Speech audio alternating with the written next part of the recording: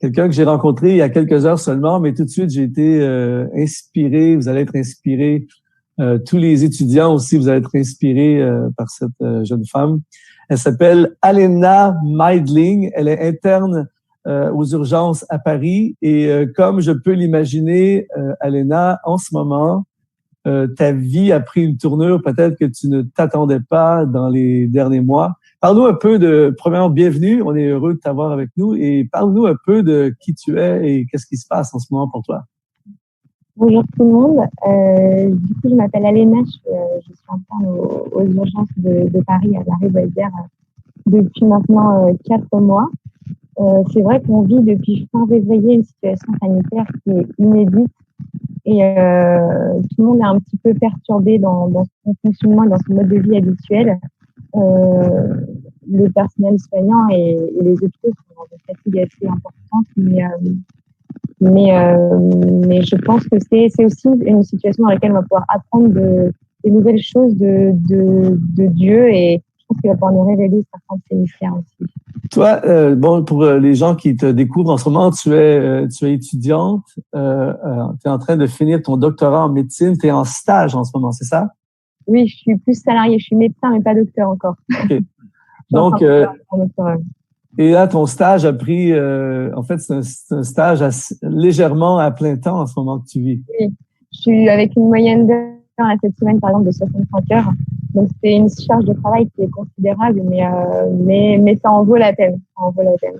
Je dis souvent, ceux qui m'ont déjà entendu, je dis souvent que la destinée se révèle dans un problème. C'est-à-dire que la destinée, c'est de devenir une solution pour les autres.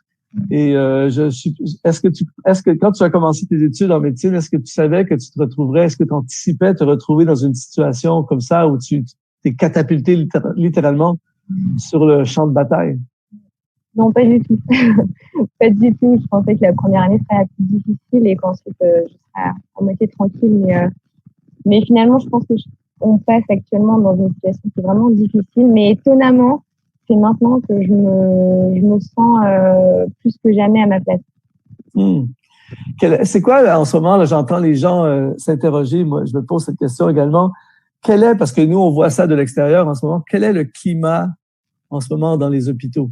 Comment ça se passe là? Est-ce que les gens sont terrifiés? Comment ça se passe? Ouais, c'est un peu contradictoire parce qu'il y a une sorte de peur, un petit peu de crainte, de terreur qui règne un petit peu à l'hôpital aujourd'hui et qu'on peut d'ailleurs sentir dans les rues quand on se promène. Mais d'un autre côté, il y a une solidarité, il y a une entraide, il y a des valeurs morales qu'on avait perdues et qu'on a aujourd'hui récupérées. Et je trouve ça beau en fait. C'est dans ce malheur finalement on trouve un bonheur qu'on avait perdu. Et comment te protèges-tu? Tu sais, j'imagine, là, t'arrives, moi, je vais juste au supermarché, je suis un peu parano presque à la limite. Toi, tu es vraiment avec des gens probablement, il y a des gens qui sont atteints. J'imagine que tu soignes des gens qui sont atteints du COVID-19. Et toi, comment tu te protèges? J'ai une combinaison de cosmonautes, littéralement. On a le chapeau, on a les lunettes par-dessus les lunettes. On a les gants, on a une blouse et une surblouse, on a tout un habit, une combinaison, mais on manque cruellement, on manque de lunettes, on manque de gants, on manque de masques FFP2, de masques de canard, on manque de tout ça. Et comment tu te sens? Est-ce que tu as peur? Est-ce que tu... J'ai Jésus en moi, donc j'ai pas peur, mais c'est vrai que mon côté humain, charnel, oui, il a peur, mais mon côté spirituel, il est en paix. Les patients, ça se passe comment? Les gens, particulièrement ceux qui sont atteints par le virus, comment ça se passe en ce moment? Est-ce que tu leur parles? Qu'est-ce qui se passe?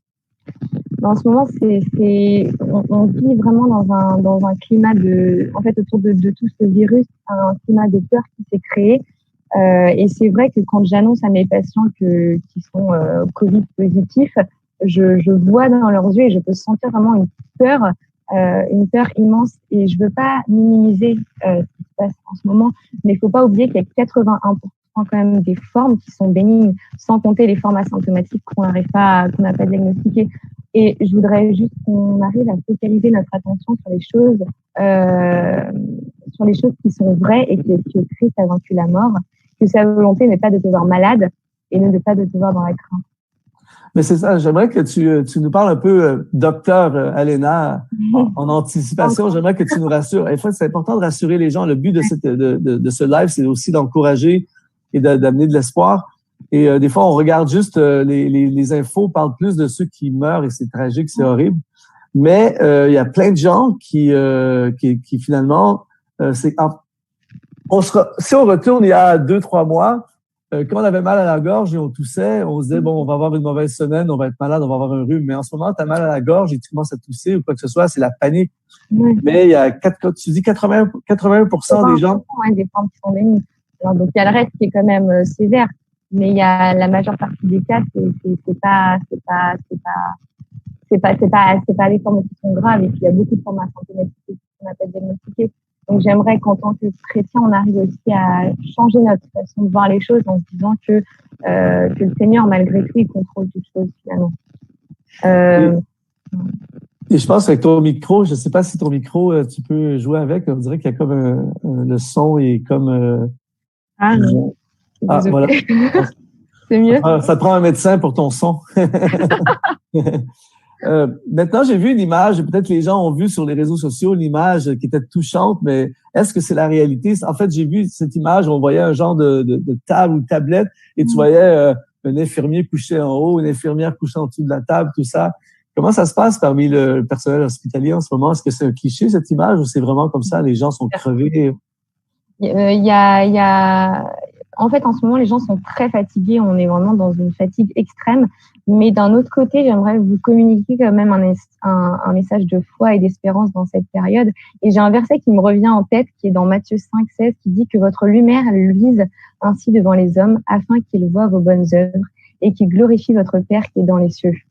Et en fait, pour que la lumière brille, il faut que les ténèbres existent. Et plus les ténèbres sont fortes, et la plus petite des lumières peut briller. Donc, c'est finalement, dans cette période un peu difficile qu'on traverse, c'est le moment où il faut briller. C'est le moment où ouais.